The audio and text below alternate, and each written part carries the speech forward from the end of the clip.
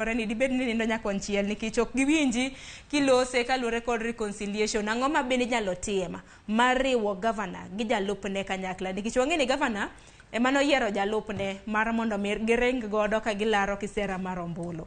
Paro ma kamano diwach nang'o Otiato? Sharon, nyaka gi Samuel Oseni awacho ne sama idhi reconciliation kata sama udhi negotiations nyaka come with an open hand. So you must be able to speak out kapo nitiere wach moro amora mane in go igol chunyi mondo iketi mesa.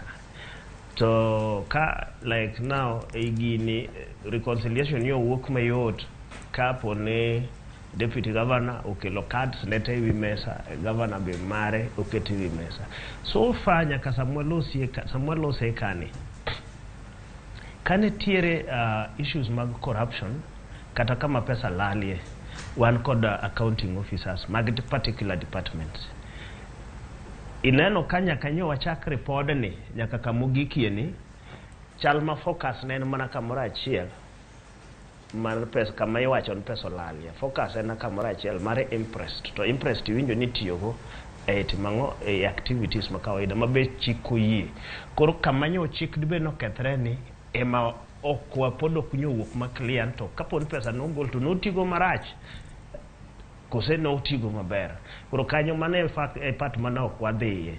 Tingen koro challenge ne akiane the status mar tich mar pesa ni secret manyo deputy governor wacho no pod olingo go obro golo bang'e.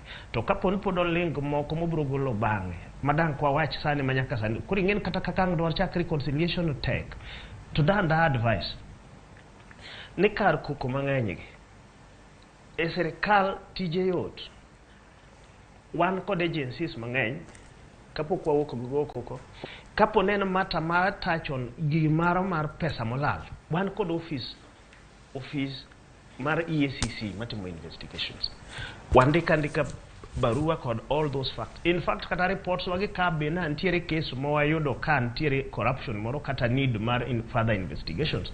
Wajandiko ga wandiko warifa mata watero ka EACC mondo timnwa investigations omiwa report. Maitero ka DCI nikech en forgery. Maitero iluongo auditor general mondo tim another audit. So in this mondo mi kargo ko geringi TV gilworango watie kod agencies ma sirkal omiyowagi. Bendi paro ni kinde osechopo. Kapono don't believe on kapono kwa believe on these agencies. You don't believe on EACC.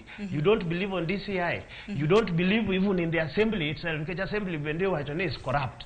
Then erika kido wa survive.